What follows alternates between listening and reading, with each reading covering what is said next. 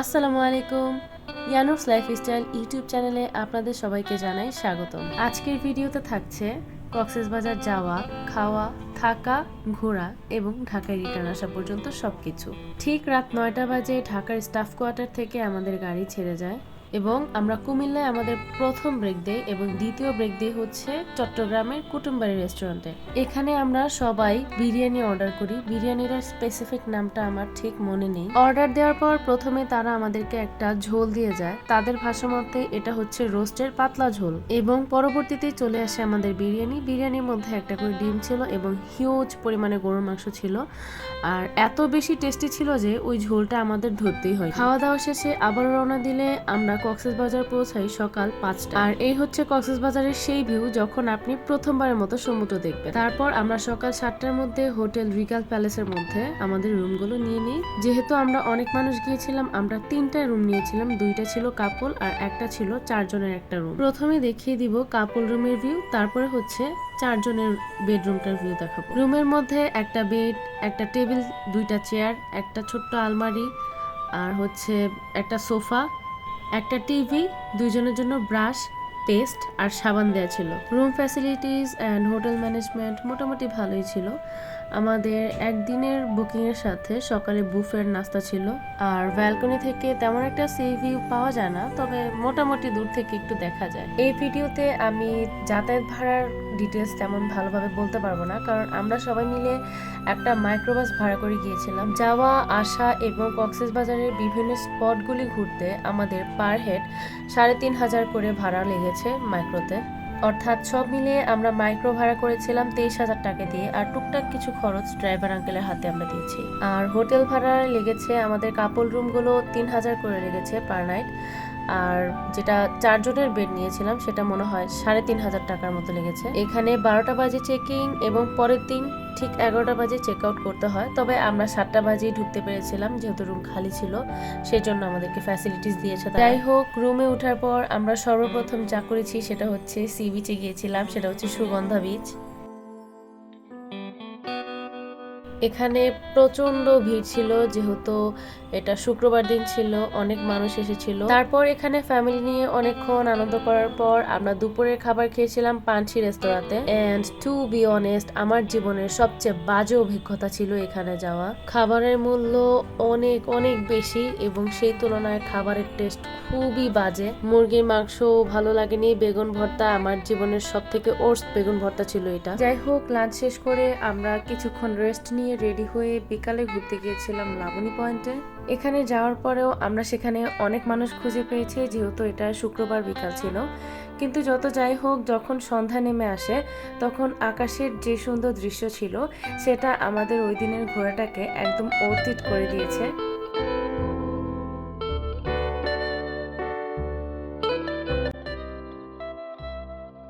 সন্ধ্যার পর লাবণী পয়েন্ট থেকে ফিরে আমরা কক্সবাজারের আশেপাশে সবকিছু ঘুরে দেখেছি এবং যার যা কেনাকাটা করা লাগে সেগুলো কেনাকাটা করেছি।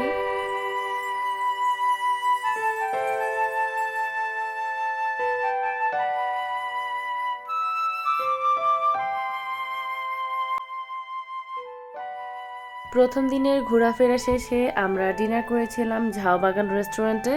মোটামুটি অনেকগুলো রেস্টুরেন্ট খুঁজে আমরা এখানে বসার জায়গা পেয়েছিলাম, তাই এখানেই ডিনারটা করা হয়েছে। খাবারের জন্য আমরা নিয়েছিলাম গার্লিক বাটার নান আর হচ্ছে চিকেন চাপ। এত এত কাস্টমারের ভিড় থাকা সত্ত্বেও এখানে তারা আমাদেরকে খাবার সার্ভ করতে তেমন একটা দেরি করেনি। আর খাবারের সাথে একটা ঠিক মেয়োনিজ দিয়েছে, অন্যান্য মেয়োনিজের মতো না, এটা খেতে খুবই সুস্বাদু ছিল। গার্লিক বাটার নানটাও খুবই সুস্বাদু ছিল এবং চিকেন চাপও অনেক মজা ছিল। কক্সবাজারে আমাদের ওয়ান অফ দ্য বেস্ট খাবার ছিল এটা। অ্যান্ড পরের দিন আমরা খেয়েছিলাম হোটেলের বুফে। এখানে মোটামুটি কয়েক আইটেমেরই খাবার ছিল এবং সবগুলো খাবারই মোটামুটি ভালো ছিল। সব থেকে ভালো ছিল খিচুড়িটা। যাই হোক, আগের দিন অনেক বেশি জার্নি করে রাতে তেমন একটা কারোই ঘুম হয়নি, আবার সকালে উঠে গেছি, এক একজনের চেহারা ফুলে গেছে এখানে দেখাই যাচ্ছে। ব্রেকফাস্ট শেষ করে চেক আউট করে আমরা আমাদের ব্যাগপত্র গুছিয়ে মাইক্রোতে উঠিয়ে সারা দিনের জন্য রওনা দিয়েছিলাম।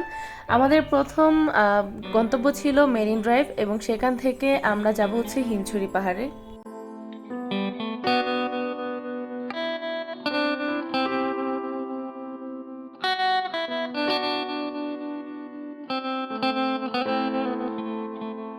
এই সুন্দর রাস্তা উপভোগ করতে করতে আমরা পৌঁছে গেলাম হিমছড়ি।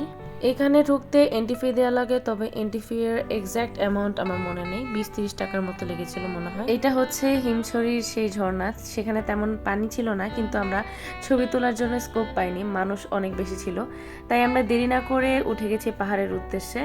এখানে আনুমানিক কত সিঁড়ি আমি জানি না, তবে উঠতে একটু কষ্টই লেগেছে। শুরুর দিকে সিঁড়িগুলি অনেক উঁচা উঁচা, পরবর্তীতে অনেকটা উপরে যাওয়ার পর সিঁড়িগুলি একটু মানানসই ছিল।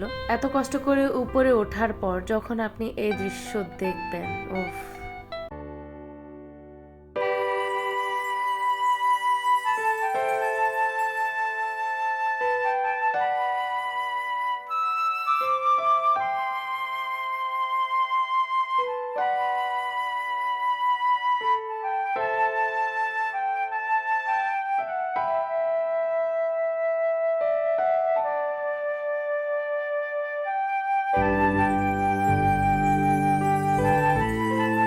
হিমছড়ি থেকে ঘোরার পর আমরা ওই মেরিন ড্রাইভের রাস্তায় আরও একটা বিচ, মোস্ট প্রবাবলি এটাকে লাল কাঁকড়ার বিচ বলে, আমি এক্স্যাক্টলি জানি না, এখানে গিয়েছিলাম। এখানে যেতে একটা কাঠের ছোট্ট পুল পার হইতে হয়।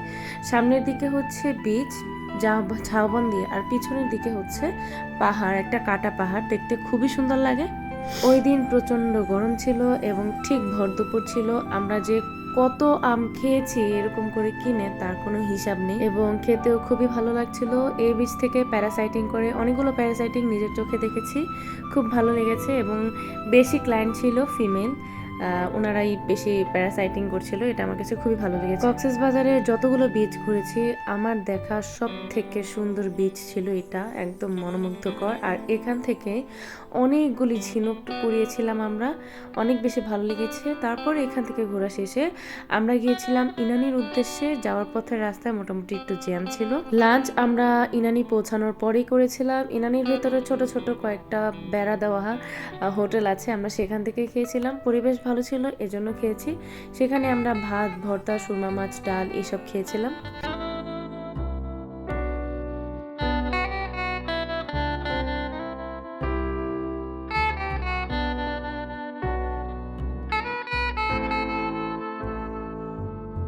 ইনানি পৌঁছানোর পর আমরা ছোট ছোট অনেকগুলো লাল কাঁকড়া দেখেছিলাম।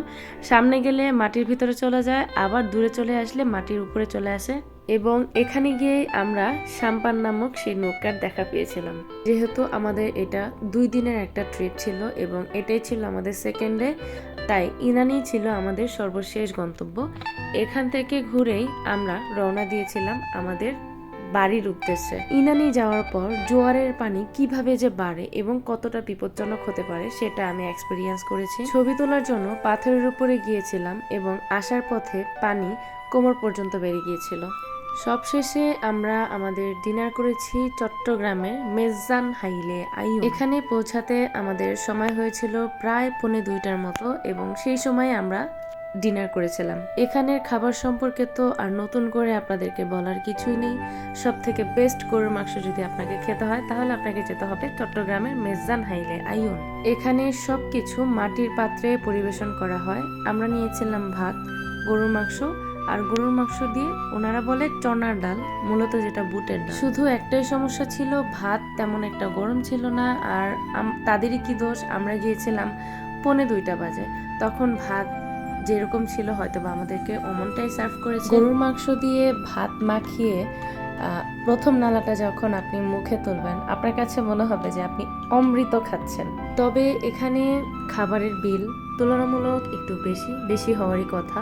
এত মজার গরুর মাংস আর মোটামুটি কোয়ান্টিটিতে ভালোই দেয়া থাকে।